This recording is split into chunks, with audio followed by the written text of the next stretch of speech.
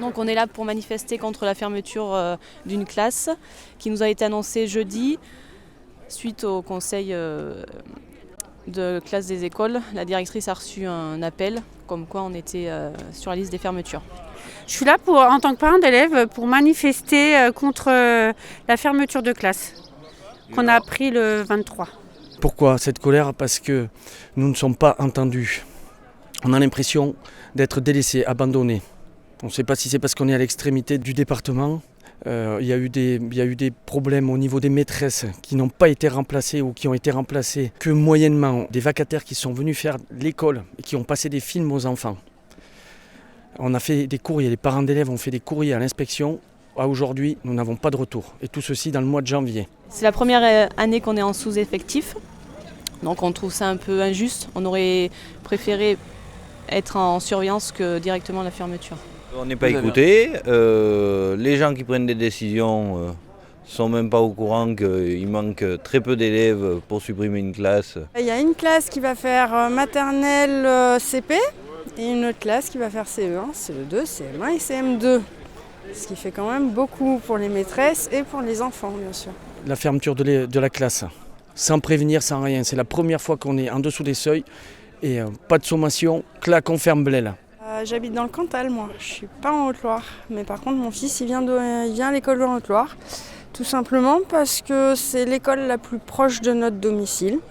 Et qu'on ne voulait pas que notre fils fasse 1 heure de transport scolaire pour aller jusqu'à Massiac, qui normalement est l'école pour notre coin, quoi, pour notre zone. Nous, on a un ramassage pour être desservi à Massiac. Mais faut savoir que on est à 25 km, mais les enfants, ils ont 1h15 de car matin et soir. Donc, une aberration à mon goût, mais bon.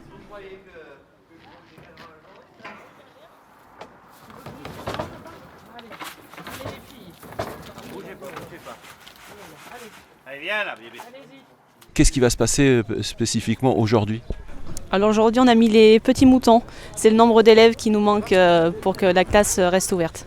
J'ai pris la décision d'amener des brebis, exactement le nombre qui manque d'élèves pour compléter les classes. Et puis voilà, et vu qu'on nous prend pour des moutons de panurge, l'image de la brebis est bien placée et bienvenue, il me semble. Eh bien, si l'école se ferme à terme, parce qu'une école en moins, ça veut dire des enfants qui vont aller peut-être ailleurs, les très petites sections qui ne pourront pas être prises en charge vont peut-être aller à Massiac ou à Brioude, donc les frères et sœurs avec aussi. Donc la fermeture de la 3e classe, ça peut impacter à terme la fermeture de l'école primaire, ou en tout cas un gros appauvrissement. Le collège va être impacté dans la suite. Ensuite les commerces, et c'est toute la zone qui va finalement perdre en qualité de vie, en qualité de service, en qualité de commerce. C'est tout le village qui est en danger, c'est toute la commune, les alentours. Quand vous parlez d'abandon, ce sentiment d'abandon, c'est pas quelque chose dans les campagnes qui commence avec l'école, c'est plus général, on va dire. Ah oui, ça commence avec les services publics, tout à fait. Tout à fait, aujourd'hui on veut repeupler les campagnes, mais on arrête tout. On arrête les écoles, on arrête les services publics, on arrête tout. Donc il y a quand même un gros problème. Là, vous attendez quoi de la journée d'aujourd'hui ? Qu'est-ce que vous allez faire là ? Parce qu'on voit qu'il y a du monde devant l'école. Suite à hier, on va essayer de continuer le blocage pour que ça porte ses fruits. Voilà. Hier, on avait déjà commencé le blocage, on a été délogés par les gendarmes qui ont fait rentrer les maîtresses, mais nous les avons accompagnées pour pas qu'elles se sentent toutes seules. On va bloquer l'entrée des maîtresses. Et après, un petit feu et puis on verra. Empêcher les maîtresses d'entrer, c'est une symbolique un peu forte quand même. Vous n'avez pas peur que ça choque ? Non, il faut se faire entendre parce que l'inspectrice ne veut pas nous entendre depuis hier matin.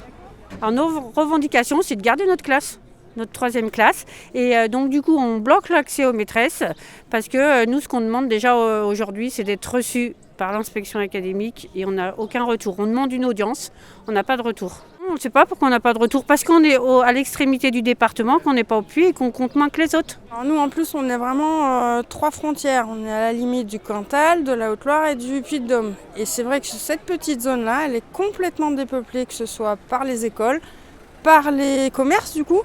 Et du coup on a un territoire qui s'appauvrit de plus en plus. Et on va poursuivre le mouvement. Comment, quand, je ne sais pas. On attend peut-être que les administrés se bougent les fesses. Donc on a mis une pétition en ligne. Il faut un minimum de signatures, c'est sur change.org. Mais ça circule sur les réseaux. La mobilisation, c'est d'abord qu'on soit entendu, avoir un rendez-vous pour pouvoir discuter, pour savoir pourquoi cette année les très petites sections ne sont pas prises en compte dans les effectifs. Parce que si on compte les très petites sections, on atteint les effectifs minimum.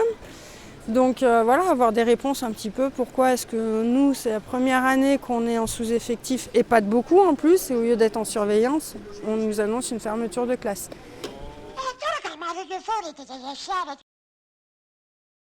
Is it?